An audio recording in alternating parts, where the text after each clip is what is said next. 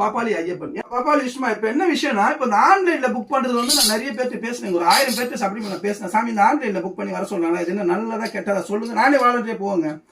இப்போ நான் அந்த வீடியோ போடுறேன்னா நிறைய பேர் பார்ப்பாங்க, ஏன் அந்த கேள்வி கேட்டான் அப்படின்ட்டு. ஸோ இதான் விஷயம். என்னன்னா அது நல்லதா கேட்டா, ஒருத்தர் வந்து மும்பைலேருந்து நான் வரேன், ஸோ நான் அந்த புக் பண்ணிட்டேன், ட்ரெயின் டிக்கெட்டை புக் பண்ணிட்டேன், எனக்கு ஒரு நம்பிக்கை வந்துடும், அதனால நான் வரேன்றாரு. அந்த மாதிரி பக்தருக்கு நான் ஒரு விஷயம் சொல்றேன். ஏன்னா இப்போ நான் மாலை போட்டேன், 10 வருஷம் கழிச்சு நான் மாலை போட்டேன். எனக்கு சட்ட திட்டம் தெரியாது, திருவிதாங்கூர்லயோ இல்லை கேரளா ஹைகோர்ட்ல சொல்றேன், அந்த திட்டம் எனக்கு தெரியுது. இந்த வருஷம் நான் போய் கொஞ்சம் தெரிஞ்சுக்கிட்டேன், கொஞ்சம் தான், நிறைய கூட இல்லை. என்னன்னா இப்போ 48 நாள் இல்ல 41 நாளுங்க மினிமம். அதாவது கேரளாவில் பாத்தீங்கன்னா நல்லது கெட்டதுங்க, புரிஞ்சுங்க, நல்லது கெட்டது 40 நாள் நாங்க வந்து அடியந்திரன்னு சொல்லுவாங்க, பெலான்னு சொல்லுவாங்க, அதாவது தீட்டு அந்த மாதிரி விஷயம். சரிங்களா? 40 நாள் எங்களுக்கு. 48ன்றது 27 நட்சத்திரம், 12 ராசி, 9 நவகிரகம். இது தமிழ்நாட்டில் ஃபாலோ பண்ற ஒரு விஷயம். 48. So 40 minimum. 41, 44, 45, 48 இத்தனை நாட்களை விரதம் இருந்து நான் சபரிமலைக்கு போறேன்னு நான் முடிவு பண்ணேன், முடிவு பண்ணேன் ஐயப்பன். அப்போ இன்னொரு விஷயம், இங்க என்ன ஒரு பிரச்சனை இருக்குன்னா, சபரிமலை அந்த மாலை போடுற அந்த விஷயத்துல பெண்கள், அதாவது இப்ப என்னுடைய அம்மா இருக்காங்க, என் மனைவி இருக்காங்க, என் தங்கச்சி அக்கா இருக்காங்க, என்னுடைய அத்தை இருக்காங்க, யாரோ பெண், அதாவது பெண், புரியுதுங்களா? தெளிவா சொல்லணும்னு சொல்றேன். இவங்க இருக்காங்கனாக்கா, நான் மாலை போட்டு இருமுடி கட்டும்போது அவங்க வரலனாக்கா அவங்க கொஞ்சம் மனசு கஷ்டமா இருக்கும். எங்க அம்மா வயசாயிடுச்சுங்க, பிரச்சனை, நான் பொதுவா பேசுறேன். வயசாகி போச்சு. இப்போ ஒரு சிலருக்கு அம்மா இருப்பாங்க, சின்ன வயசா இருப்பாங்க, அவங்க அரிசி போட முடியாது. மனைவி இருப்பாங்க, ஸோ அவங்க அரிசி போட முடியாது, அவங்க அந்த மாதிரி தீட்டாயிட்டாங்க அப்படின்னா, அதாவது என்ன சொல்லுது, வீட்டுக்கு தூரம் ஆயிட்டாங்க விளக்கு. ஸோ தங்கச்சி இருக்காங்க, அக்கா இருக்காங்க, அதுக்கப்புறம் என்ன சொல்லுது, ஒரு குழந்தை பெற்றிருக்காரு, அது குழந்தைக்கு ஒரு 15-16 வயசு.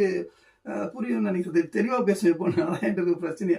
ஸோ அந்த மாதிரி இருக்கணும், அரிசி போட முடியல. அவங்க என்ன சொல்லணும்னா, சாமி 42 நாள் ஆச்சு, 41 நாள் இருக்கணும், நீங்க என்ன பண்ணுங்க, இந்த வாரத்தில் போயிடுங்கன்றாங்க. நான் ஆன்லைன்ல போய் புக் பண்ணனாக்கா அந்த டேட்டு மாறிடும். அவங்க வந்து எனக்கு அரிசி போட முடியாது, வீடு சுத்தம் இருக்காது. வீடு சுத்தம் இல்லாதப்போ நான் சபரிமலைக்கு வருது வேஸ்ட் தானே, புரிஞ்சுங்க பக்தர்களே. தப்பா இருந்தாலும் நான் சொல்லிங்க, சரியா இருந்தா மனசுக்குள்ள வச்சுங்க, சரிங்களா? ஸோ அந்த டைம்ல இவ்வளவு நாள் நான் விரதம் இருந்ததெல்லாம் வேஸ்டா போகுது இல்லையா? ஸோ ஆன்லைன்றத வந்து அரசாங்கம் வந்து அந்த இதை தடை பண்ணணும் கண்டிப்பா.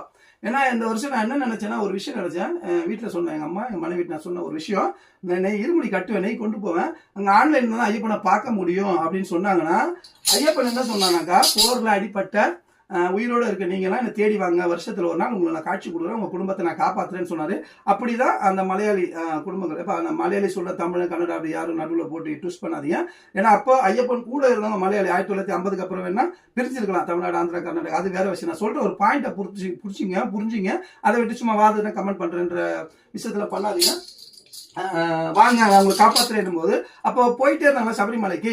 அவங்க சொல்லி கொடுத்த விஷயம் என்னன்னா, 40 நாள் இருந்தவொடனே நம்ம இருமுடி கட்டிட்டு போனோம்னாக்கா அந்த மலை அறையன்னு சொல்லுவாங்க. அந்த காலத்துல மலை அறையை தான் கொண்டு போவாங்க. கொண்டு போயிட்டு அந்த சபரிமலை இருக்கக்கூடிய அந்த கோவில், தர்மசாஸ்தா கோவில், ஐயப்பன் அந்த ஜோதிடமா போனாலே அதெல்லாம் சொல்லி கொடுப்பாங்க.